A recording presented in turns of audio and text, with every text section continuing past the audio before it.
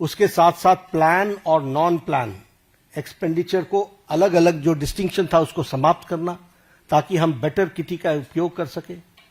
हमारे अश्विनी जी बैठे हुए हैं। रेल बजट को एसिमिलेट करना और भारत की आर्थिक जगत को एक साथ कैसे देश के लिए डेवलप किया जा सकता है उसको करना।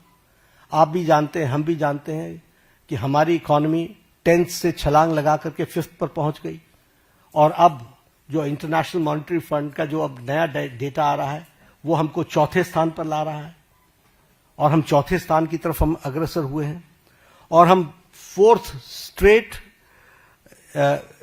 कंसेक्यूटिव 4th स्ट्रेट में हम अपने ग्रोइंग इकोनॉमी में इस ईयर भी हम सबसे आगे हैं।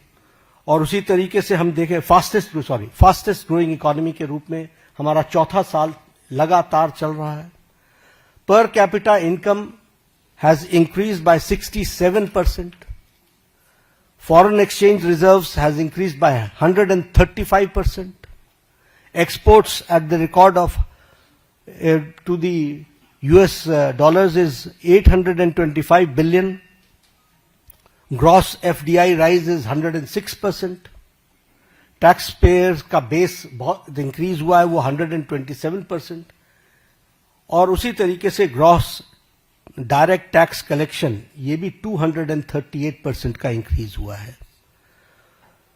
अगर एजेंसीज की बात करें तो bright spot international monetary fund Bharat की इकोनॉमी को IMF बोलता है। वर्ल्ड बैंक हमारे को fastest growing economy, major economy in the world कहता है। और वर्ल्ड इकोनॉमिक फोरम हमको वो कहता है कि India is all set for as a primary engine of the global economic growth in 2025 and 26. यानी सारी विपरीत परिस्थिति में भारत की इकोनॉमी सुदृढ़ और सक्षम तरीके से आगे बढ़ रही है, ये हमको ध्यान में रखना चाहिए।